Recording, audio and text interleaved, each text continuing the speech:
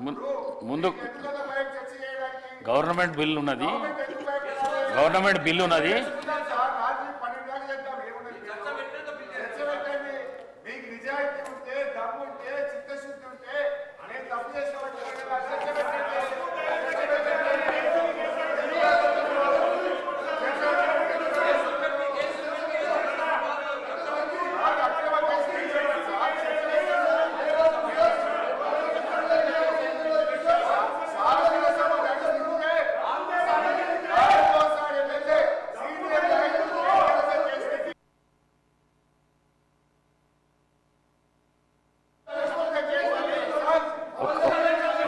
ఒక్క మాట, నా మాట వినండి, ఒక్క మాట ఉండండి.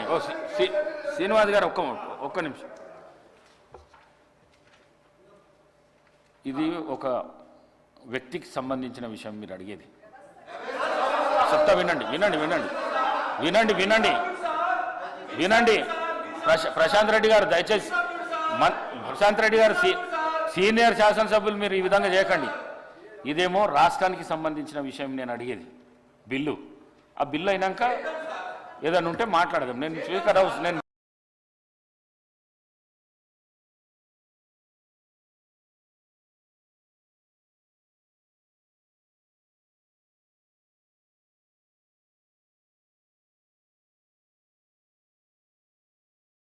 ఈ కార్ రేసింగ్ విషయంలో రకరకాల లీకులు ఇస్తూ మా నాయకులు కేటీఆర్ గారిని అప్రతిష్ట పాలు చేయాలని, బీఆర్ఎస్ పార్టీని ఇబ్బంది పెట్టాలని ప్రయత్నం చేస్తున్నారు. మేము ఇతర ఏమడుగుతున్నాం సార్? మేము ఎలాంటి తప్పు చేయలేదు. చట్ట ప్రకారంగా, పద్ధతి ప్రకారంగానే ఈ రాష్ట్ర ప్రతిష్ట పెంచడానికి, ఈ రాష్ట్ర ఆదాయం పెంచడానికి కేటీఆర్ గారు అన్నీ ఆలోచించి నిర్ణయం తీసుకున్నామని మేము చెప్తున్నాం. సభలో ఒక మంచి చర్చ చేద్దాం. నేనేమంటున్నా అంటే, ఒకవేళ మేము తప్పు చేసినామంటున్నారు కదా, ఏం తప్పు చేసినామో ఈ సభలో చర్చ చేయడం ద్వారా ఈ రాష్ట్ర ప్రజలకు చెప్పండి.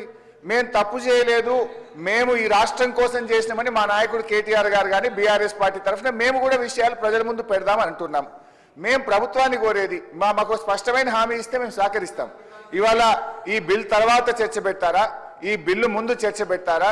ప్రభుత్వం తరఫున రెవెన్యూ మినిస్టర్ గారు ఉన్నారు, వారు లేచి, సార్ ఒక్క మంత్రి కూడా సభలో లేడు సార్. మీరు చూడండి, శాసనసభ అంటే ఎంత గౌరవం ఉందో ఒక్క మంత్రి కూడా సభలో లేడు sir. I don't want to going to that.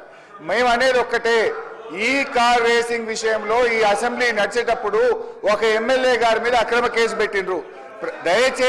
దయచేసి మీ ద్వారా కోరేది, ప్రభుత్వం చిత్తశుద్ధి ఉంటే, మీరు పెట్టింది అక్రమ కేసు కాకపోతే వెంటనే ఈ సభలో ఈ కార్ రేసింగ్ అంశం మీద చర్చ జరపాలని మీ ద్వారా ప్రభుత్వాన్ని కోరుతా ఉన్నాం.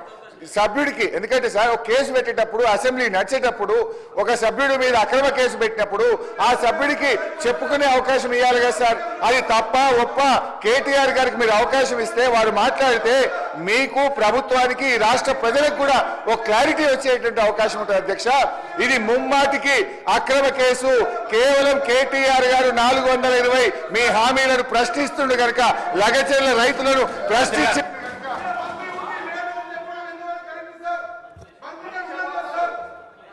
అధ్యక్ష, గౌరవనీయులు మాజీ మంత్రివర్యులు హరీష్ రావు గారు, మంత్రిని ఒకరిని ఉన్నాను అధ్యక్ష, ఎవరూ లేరని అనటం నేను ఇంకా మంత్రిలాగా హరీష్ రావు గారికి కనబడుతున్నట్టు లేదు. దురదృష్టకరం, బాధాకరం అధ్యక్ష. మీరు అనుమతిస్తే, తమరు అనుమతిస్తే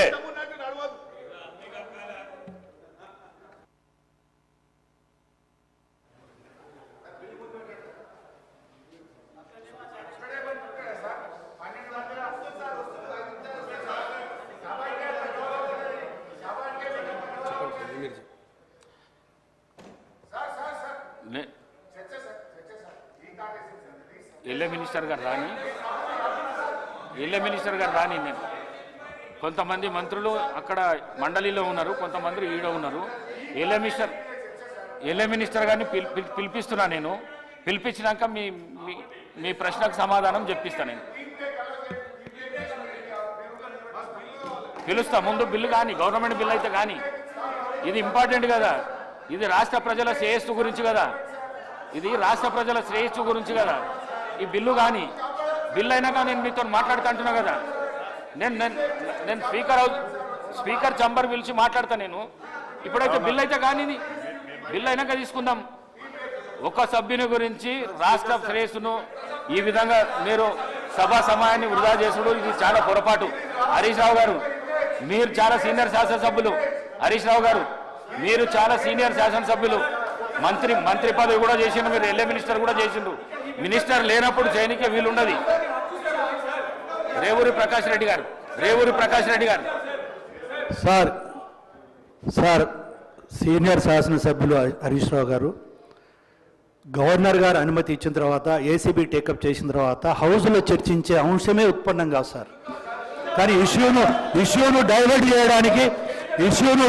చేయడానికి హౌస్లో అని చెప్పి పబ్లిక్లో ఒక కన్ఫ్యూజన్ క్రియేట్ చేయడానికి చేసే ప్రయత్నమే కానీ ఇది చట్టబద్ధత కాదు. ఒకసారి కేసు ఏసీబీ పోయిన తర్వాత గవర్నర్ గారు అనుమతి ఇచ్చిన తర్వాత శాసనసభలో చర్చించే అంశమే రాదు అని చెప్పి మీ ద్వారా సభ్యులకు నేను రిక్వెస్ట్ చేస్తున్నాను సార్. గౌరవ మంత్రి గారు, government bill now I will take up. అధ్యక్ష, తెలంగాణ భూభారతి రికార్డ్స్ బిల్. మంత్రి గారు. అధ్యక్ష ధన్యవాదాలు. ఏదైతే 17th నాడు 18th నాడు ఈ సభలో రాష్ట్రాల్లో ఉన్న లక్షలాది మంది రైతన్నలకి, భూములున్న రైతులకి ఒక భరోసా కల్పించే దాంట్లో భాగంగా సాధించుకున్న తెలంగాణ రాష్ట్రంలో ఆనాటి ప్రభుత్వంలో ధరణి ద్వారా కానీ 2020 చట్టం ద్వారా కానీ ఏదైతే రైతుల ఇబ్బంది కలిగిందో, ఏదైతే నష్టం కలిగిందో దాన్ని 2024 భూభారతి తెలంగాణ చట్టం ద్వారా సవరించే అంశాన్ని తమర అనుమతితో 17వ తారీఖు ఈ నెల ఇదే సభలో బిల్లు ప్రవేశపెట్టడం జరిగింది. అధ్యక్ష, ఆ రోజు కొన్ని అంశాలు మీ ద్వారా ఈ సభలో ఉండే సభ్యులతో పాటు రాష్ట్రంలో ఉండే లక్షలాది మంది భూములున్న రైతన్నలకు అభద్రతలో ఏదైతే ఉన్నారో వారికి ఒక భరోసా కల్పించే ఈ కొత్త చట్టాన్ని, ఈ దేశానికే ఒక రోల్ మోడల్గా ఉండే చట్టాన్ని తేవటం జరిగింది. అధ్యక్ష, దాంట్లో మొన్న కొన్ని అంశాలు తమ ముందు ఉంచలేకపోయాను. అధ్యక్ష, ఈ దేశానికి కానీ మన రాష్ట్రానికి కానీ సంబంధించి ఒక్కసారి గత చరిత్రను పరిశీలిస్తే భూమి కోసం, భుక్తి కోసం వేలాది పీడిత రైతులు, కూలీలు పాల్గొన్న తెలంగాణ సాయుధ పోరాటం చరిత్రలో చరిత్రాత్మకంగా ఘట్టం. అధ్యక్ష, అదే రకంగా ఈ ఘట్టానికి, ఈ ఉద్యమానికి ప్రధానమైన కారణం నిజాం కాలం నాటి భూ సమస్యలు, నిజాం సంస్థానంలోని ఉద్యోగులు, జాగీర్దారులు, దేశముఖులు, దేశ పాండ్యులు లాంటి భూస్వాములంతా అధికార దర్పంతో, ఆనాటి ప్రభుత్వం ఏదైతే అధికార దర్పంతో ధరణిని 2020 చట్టాన్ని తీసుకొచ్చి ప్రజల నెత్తిన రుద్దిందో, అటువంటి చట్టాన్ని గతంలో నిజాం నవాబు కంటే ముందు కూడా అదే పద్ధతి ఉండేది. అధ్యక్ష, అదే రకంగా ఈ ధరణి సమస్యలు పరిష్కరించలేకపోవటం, క్షేత్రస్థాయిలో బాధితుల బాధను అర్థం చేసుకోకపోవటం, ధరణిలో ఎలాంటి సమస్యలు కూడా లేవని బుకాయించడం అనేది ఆనాటి ప్రభుత్వం మనం ప్రత్యక్షంగా చూశాం. అధ్యక్ష, తప్పు ఒకరిది, శిక్ష మరొకరిది.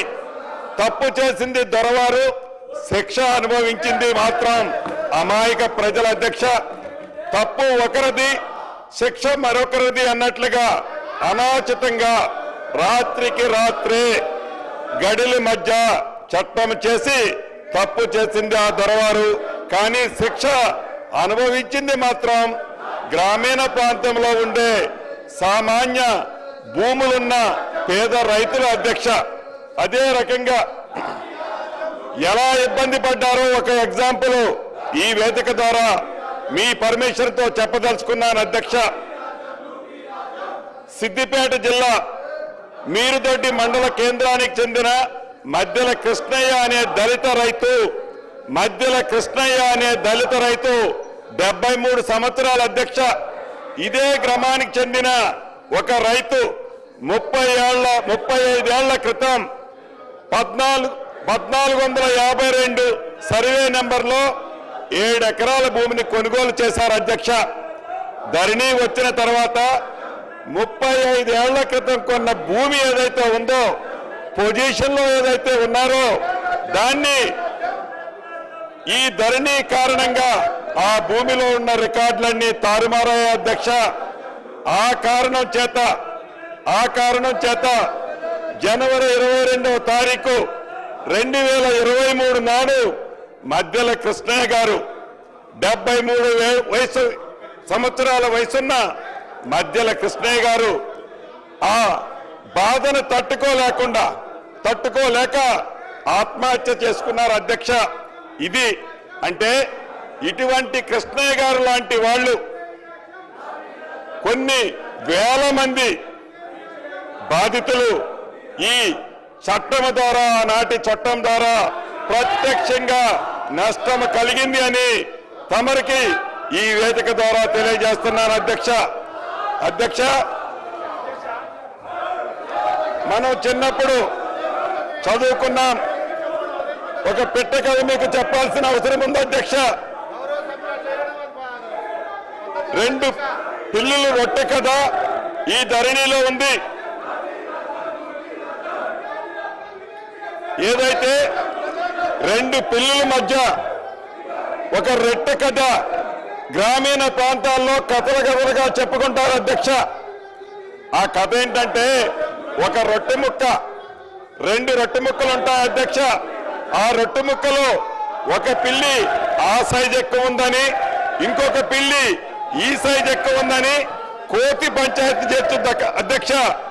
చివరికి 2 పిల్లుల్ని కాదని ఆ 2 రొట్టె ముక్కలని ఆ కథలో కోతి తిన్నట్లే ఈ ధరణి కాన్సెప్ట్ ని పెట్టి తెలంగాణ రాష్ట్రంలో ఉండే దళిత, గిరిజన, మైనారిటీ, బీసీల వేలాది ఎకరాల భూములని ఆనాటి పెద్దలు కోతి సామెతలాగానే తన్నుకుపోయారు అధ్యక్ష. ఈ ధరణిని పెట్టి అదే రకంగా ఇటు రాష్ట్రంలో అటు దేశంలో 2014 ముందు కాంగ్రెస్ ప్రభుత్వం తీసుకొచ్చిన రెవెన్యూ చట్టాలు, సంస్కరణలు రైతాంగానికే కాకుండా యావత్ ప్రజానికానికి ఎంతో మేలు చేశాయని చెప్పడానికి గర్వపడుతున్నాను అధ్యక్ష. అదే నిబద్ధత, అదే ఆశ, అదే ఆశయాలతో ప్రతిష్టాత్మకంగా ప్రవేశపెట్టిన ఈ భూభారతి 2024 రెవెన్యూ చట్టం నిజమైన ప్రజల చట్టం. అక్షరాల భూమి ఉన్న ప్రతి ఒక్కరికి ఇది చుట్టం అధ్యక్ష. అంతేకాదు, దేశ చరిత్రని సరికొత్త సంస్కరణలతో లిఖించిన 3 వ్యక్తుల గురించి ఇక్కడ చెప్పుకోవాలి అధ్యక్ష. అదృష్టవశాత్తు ఈ సంస్కరణలన్నీ చేసింది తెలంగాణ బిడ్డలే కావటం మరొక విశేషం.